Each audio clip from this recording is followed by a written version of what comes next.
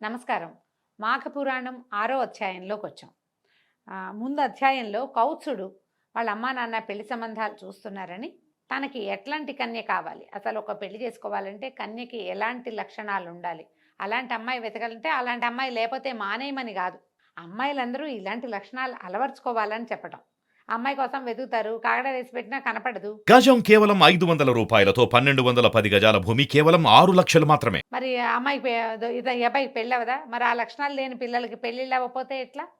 ఇది కదా మనం ఆలోచించుకోవాలి. ప్రతి వాళ్ళు ఇలాంటి మంచి లక్షణాలు అలవర్చుకుంటే మంచిదని పురాణం చెప్తోంది.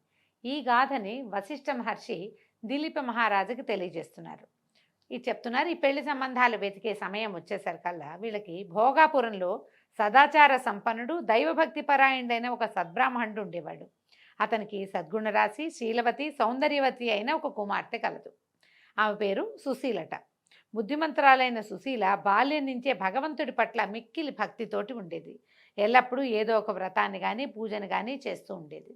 పురాణ గాథలంటే ఆమెకి ఎంతో ప్రీతి. నిత్యము దైవభక్తి అందే కాలం గడిపేది. కొంతకాలం గడిచాక ఆమెకు యుక్త వయసు వచ్చి చక్కని అందాల భరిణగా అతిలోక సౌందర్యవతిగా రూపుదిద్దుకుంది. పిల్ల కొంచెం పెద్దదైంది, భక్తిగా బుద్ధిగా ఉండేదన్నమాట. సద్గుణరాశి, సౌందర్యవతి అయినటువంటి సుశీల గుణగణాలు తెలుసుకున్న మృగశృంగుడు ఆమెను వివాహం చేసుకోవడానికి ఉత్సాహం కనబరిచాడు. సరే, వాళ్ళ అమ్మా నాన్న వీళ్ళ అమ్మా నాన్న పెళ్లి సంబంధం మాట్లాడుకున్నారు. పెళ్ళిళ్ళు పైగా ఏంటంటే ఆ రోజుల్లో ముహూర్తాలు తక్కువ ఉన్నాయి, కొంచెం గ్యాప్ వచ్చిందనమాట సంబంధం స్థిరపరచుకున్నాక.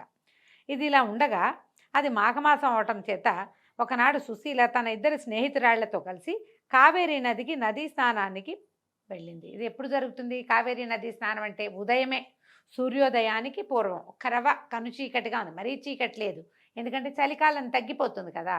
కానీ కొంచెం ఒక మాదిరి కనుచీకట్లో ముగ్గురు ఆడపిల్లలు కలిసి ఈ నదీ స్నానానికి కావేరీ నదికి బయలుదేరారు. ఇలా వెళ్తూ ఉంటే ఈ కావేరీ నది సమీపంలో ఉన్నటువంటి ఒక పెద్ద అడవిలోంచి, చాలా పెద్ద అడవులు ఉండేవట. ఇప్పుడు కూడా ఏంటంటే జనావాసాలు వచ్చేసాయి కదండి. మనం నది అవతలు చూస్తే అన్ని చెట్లతోటి నిండినట్టు కనపడుతుంది మనకి. ఆ అడవిలోంచి ఒక మదించిన పెద్ద ఏనుగు పరిగెత్తుకుంటూ వచ్చిందట. భయంకరంగా ఘీంకారాలు చేస్తూ కనిపిస్తున్న వాళ్ళందరినీ కాళ్ళతో తొక్కుతూ, తొండంతో విసిరేస్తూ నానాభీభత్సంగానూ చేస్తుంది. ఏనుగులు మదించేసరికల్లా ఈ రకమైన ఇబ్బంది వస్తుంది. వాటికి ఆడ ఏనుగు కనపడితే కొంచెం తగ్గిపోతాయి. ఆ మదించిన దాంట్లో అవి పరిగెత్తుకొచ్చినప్పుడు జనాలు హాహాకారాలు చేసి పరిగెడతారు. కొంతమంది దాన్ని ఆపడానికో దాన్ని కొట్టడానికో ప్రయత్నం చేస్తారు. అవి చూసిన కొద్దీ దానికి ఇంకా తిక్కెక్కిపోతుంది, పై ఉత్సాహం పెరిగిపోతుంది కూడా, దానికి ఆ తిక్క పెరిగిపోతుంది. ఈ జనాలంతా హాహాకారాలు చేసి తలాకు పక్కకి కకావికలుగా పరిగెడుతూ ఉంటే ఈ ముగ్గురు ఆడపిల్లలు ఆ ఏనుక్కి కనిపించారు. అది కాస్త ఈ అమ్మాయిల వెనకాల పడిందట. మదించిన మత్తగజాన్ని, దాని ఏనుగును చూసి దాని ఘీంకారాన్ని విన్నటువంటి ముగ్గురు స్త్రీలు భయపడి తమ శక్తి కొలది పరిగెత్తేశారట.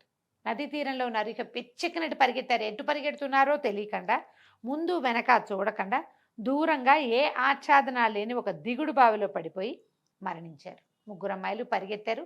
మధ్య మధ్యలో చేతులు కూడా పుచ్చుకుని ఉండుంటారు. అంతా కలిసి ఆచ్ఛాదన లేని ఒక దిగుడు బావి ఉంటే బావిలోంచి దిగితే ఏమవదు, దిగితే మరణించరు. వీళ్ళు చూసుకోలేదు అది దిగచ్చని, అదని తెలియలే వాళ్ళకి. ఒక రకమైన పరుగులో ఉన్నారనమాట. బావికి కనుక పైకి ఇట్లా గోడ ఉంటే బావి తగిలి ఆగిపోయేవాళ్ళు.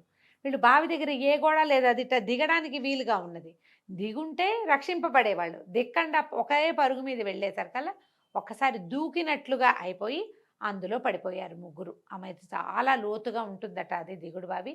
ఎన్నో వందల మెట్లున్నటువంటి ఆ బావిలో పడిపోయి అనామకంగా పాపం దిక్కు లేకుండా మరణించారు. ఎప్పుడైతే ఈ ఏనుగు ఇట్లా పరిగెత్తుకొచ్చింది, కావేరీ నదీ తీరంలో ఉన్నటువంటి ప్రజలంతా కకావికలుగా పరిగెడుతున్నారని తెలుసుకుని రాజభటులు, రాజుగారి తాలూకు సంబంధించిన కొంచెం రాజప్రతినిధులు, ఆ ప్రాంతాన్ని పాలించేటువంటి చిన్న చిన్న నాయకులు అందరూ పరుగునొచ్చారు. రాజుగారి శాలలోంచి ఒక ఆడ ఏనుగును తీసుకొచ్చి ఈ మొగ ఏనుగు ఆ మదించి కనపడ్డ వాళ్ళందరి వెనకాల పడుతున్న ఏనుగుకి, ఆ ఏనుగు ఇంకో ఏనుగు, మరి ఆడ ఏనుగుని చూపించారు, ఇంకొక పెద్ద ఏనుగుని చూపించారు. దాన్ని చూపించేసరికల్లా ఇది తగ్గిపోయిందనమాట. తగ్గిపోయిన ఆ ఏనుగుని బంధించి ఎవరెవరికి దెబ్బలు తగిలినాయో ఈ సంరక్షణ అంతా చేయటం మొదలుపెట్టారు. క్రైసిస్ మేనేజ్మెంట్ చేస్తారు కదా. మరి ఎవరెవరికి దెబ్బలు తగిలిన వాళ్ళు, కొంతమంది పడిపోయిన వాళ్ళు అది బురదలోకి తొక్కేసింది, కొంతమందిని తొండంతో విసిరేసింది, కొంతమంది వాళ్లే పరిగెడుతూ ఏదో పక్కకి పడిపోయి కాళ్ళు చేతులు విరక్కొట్టేసుకున్న వాళ్ళు ఉన్నారు. నానా గందరగోళంగా తయారైంది నదీ తీరం అంతా. పొద్దున్నే కదా అందరూ మాఘ స్నానాలకు వచ్చిన వాళ్ళు చాలామంది ఉన్నారు, భక్తులు, తపస్సులు, యోగులు, మునులతో పాటుగా సామాన్య ప్రజానీకం కూడా చాలా ఉన్నది. ఈ మొత్తం అదంతా ప్రోగ్రామ్ అంతా సెట్ అయ్యి చూసేసరికల్లా ఇంకా చుట్టుపక్కల వెతికితే ఎవరో చెప్పారు, ఒక ముగ్గురు అమ్మాయిలు దిగుడు బాబు వైపు పరిగెత్తారు అని.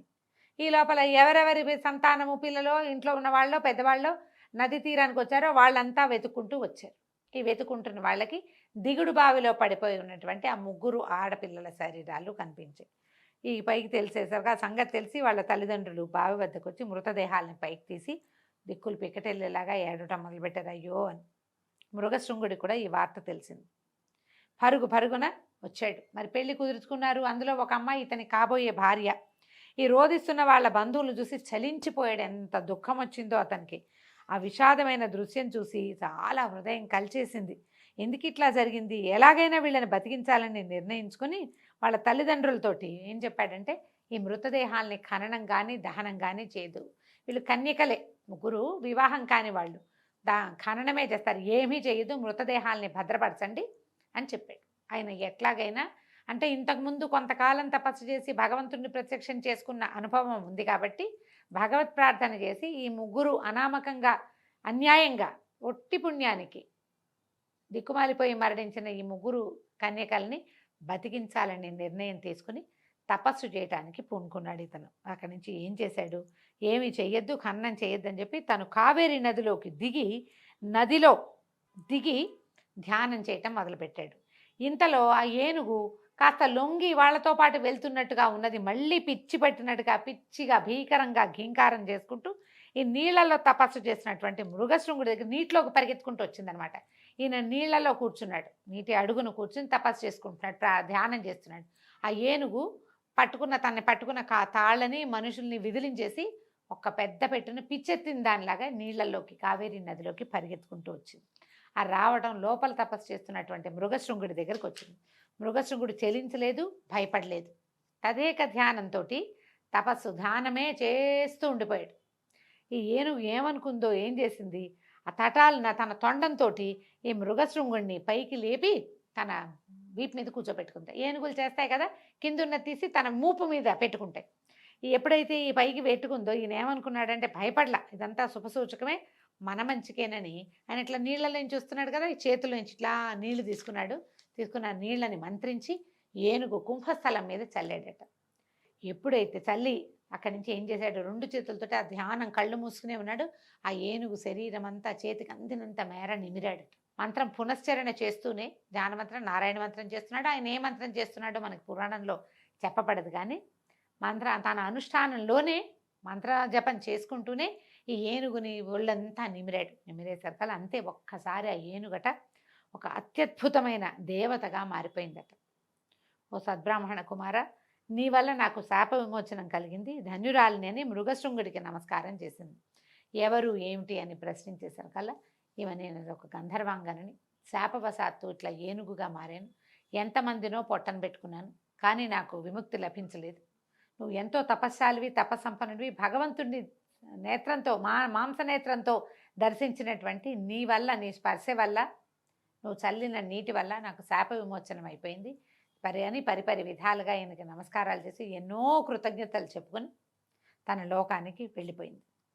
అయితే చూడండి, ఈయన మాఘ స్నానం చేయటం వల్ల ఆ నదిలో కూర్చుని తపస్సు చేస్తూ ఆ తన ధ్యాన ముద్రలో ఉన్నటువంటి తన చేతి నీరు తగిలేసరికల్లా ఈ ఏనుగుకి విముక్తి లభించింది అని చెప్తున్నారు.